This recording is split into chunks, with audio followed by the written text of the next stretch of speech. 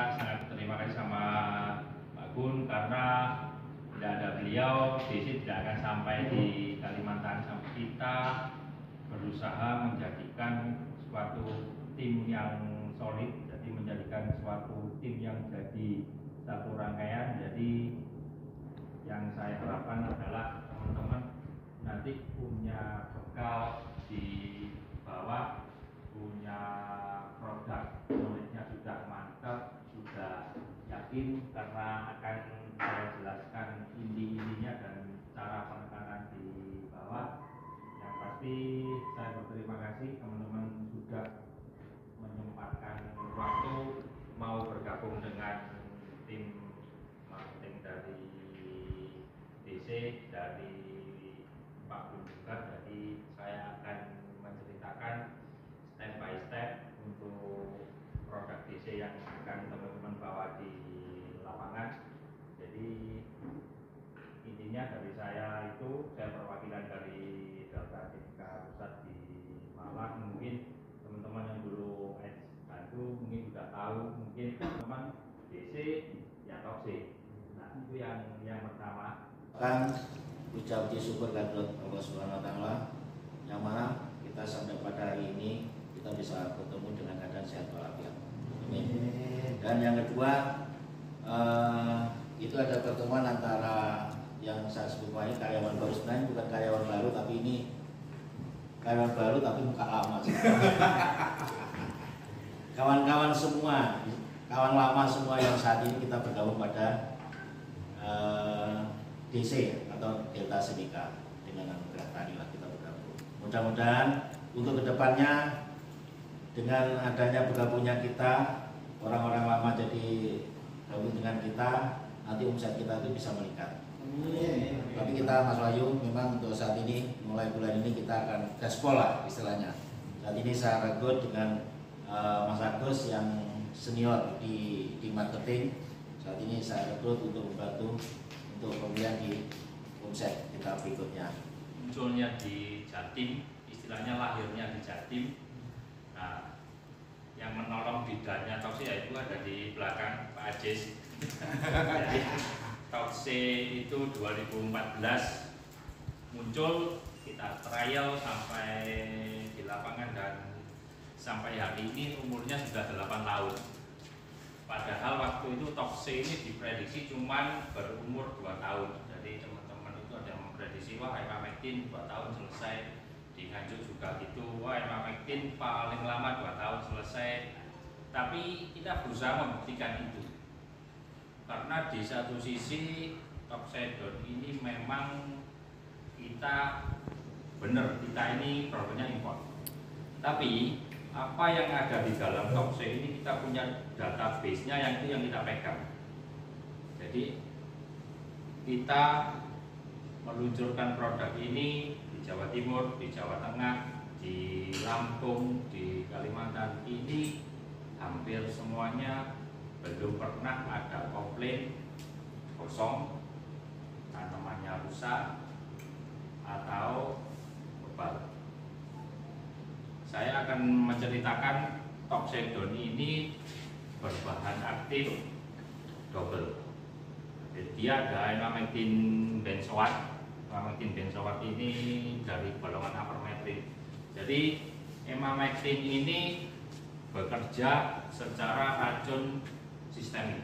Jadi intinya, jika racun ini masuk ke, istilahnya dimakan sama ulat, racun ini akan bekerja secara sistemik dan racun saraf. Ditambah lagi dengan lufinuron, sama. Lufinuron ini racun saraf dan dia punya daya kerja ganda, dia akan memutasi hama. Jadi intinya, jika ada 100 telur larva, itu kalau kena lufe kemungkinan besar 90% gagal mentas. Jadi pada dasarnya Toxe dua bahan aktif combine antara emamectin dan lufinuron, plus di situ ada sebenarnya ada pemukulnya. Jadi misalkan orang bertanding ini ada yang bagian mukul. Jadi misalkan kalau EMA sama Luve, misalkan company lain mau meniru membuat produk yang sama, emamectin dan lufinuron, mereka belum tentu bisa membuat 100% seperti Toxic. Makanya produk ini bisa bertahan sampai 8 tahun dan sampai sekarang secara data belum pernah tinggi banget dan belum pernah turun banget. Nah, kita tidak mau produk ini langsung naik terus turun. Nah, itu yang kita jaga. Jadi Toxic ini berbahan aktif intinya 2. Memang bahan aktifnya 2, secara register dan secara izin nasional 2. Tetapi teman-teman punya senjata di situ. Misalkan datang ke toko, misalkan ke petani, Pak, ini Toxic. Kita punya keunggulan ganda. Di samping dia spesial, insektisida racun double sistemik. Jadi EMA itu sistemik, Luve itu sistemik. Dan di situ ada pemukul yang namanya kontak. Jadi ilustrasinya gini, teman-teman. Jadi misalkan ada ulat kena racun sistemik, dia akan oleng lah, katakanlah seperti itu. Tapi dia belum mati. Mungkin matinya besok atau lusa. Nah, ulat ini kalau sudah kena racun sistemik, kena racun saraf, dia tidak akan makan. Dalam arti dia tidak akan makan gaul. Tetapi kalau di dalam suatu rangkaian insektisida ini ada pemukulnya yang disebut dengan racun kontak, dia kecepatan matinya bisa lebih cepat 3 kali lipat. Nah, karena itu kenapa Toxedon ini misalkan di Kalimantan, misalkan disemprot di sawit, misalkan disemprot di jagung, misalkan di Jawa disemprot di padi. Ini fleksibel. Kadang ada insek ini harus ke padi. Oh, ini tidak bisa Pak ke bawang merah. Ini harus ke jagung Pak. Jadi database yang kita punya secara global, bukan secara wilayah. Misalkan di situ Bondo, oh ini dibuat jagung, memang 90% jagung. Oh ini di Nganjuk dibuat bawang merah. Tetapi secara global Toxic ini fleksibel. Jadi teman-teman kalau misalkan ketemu petani bawang merah, bisa Pak Toxicnya dipakai. Ketemu petani kedelai, bisa Pak Toxicnya dipakai. Jadi di samping Toxic ini fleksibel untuk banyak tanaman, karena yang membuktikan ini bukan dari company. Karena gini, begitu Toxic ini masuk ke kementerian, dia akan men-trial sesuai dengan yang kita ajukan. Misalkan ke bawang merah, data trial dari bawang merah, data keluar Pak Toxic di bawang merah dosisnya 2 mili per liter, maksimal berapa? 4 mili per liter di bawang merah.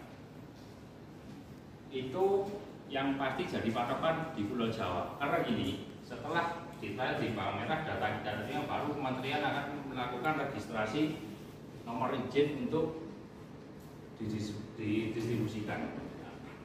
Kenapa kita bisa masuk di Lampung, kita bisa masuk di Kalimantan, kita masuk di Sumatera Barat? Karena yang membuktikan Toxic ini bisa digunakan di banyak tempat ini ya dari database wilayah-wilayah itu. Jadi misalkan di Lampung repeat order, di Palembang repeat order, terus misalkan di Jambi repeat order. Ya dari data-data itu yang akan meyakinkan kita, meyakinkan teman-teman juga, Toxic tidak hanya untuk satu tanaman atau 2 tanaman, bahkan bisa dipakai di tanaman padi. Padahal tidak direkomendasikan. Tapi kita bisa menepis petani padi banyak yang pakai Toxic, dipakai untuk warung-warungnya bisa berkurang lumayan. Jadi intinya teman-teman punya senjata, kita punya produk yang dibawa Toxedon dengan sasaran tanaman apa Mas? Fleksibel. Jadi kita punya patokan 1 tahun itu minimal 25 ton. Artinya 25 ton ini tidak hanya di bawang merah.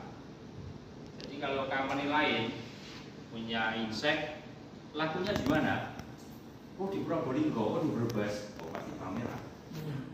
Belum itu di Situbondo laku.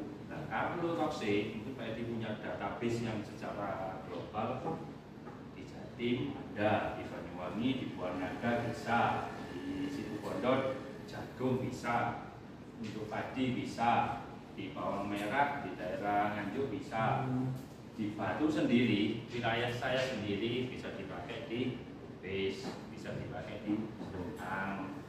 Jadi teman-teman ketemu toko, ketemu petani untuk lebih meyakinkan mereka, bukan gitu. Oh ini Pak toksik, yang mereview bukan kita, bukan Pak Edi, bukan tim yang saya suruh untuk mereview toksik, tapi orang-orang di luar sana yang dengan sukarela membuktikan produk ini itu sudah ada di kanal-kanal. Nanti yang kedua tentang toksik. Yang ketiga, toksik ini sampai hari ini tidak ada yang komplain dalam arti dengan skala besar toksik ini kebal. Jadi misalkan, tapi kan company harus ngomong dulu, Mas kalau bisa semprot, yang ketiga diseling sama racun lain. Kalau semprot ada juga, tapi kita tidak menyarankan. Tapi ada juga yang semprot, dipakai terus juga ada.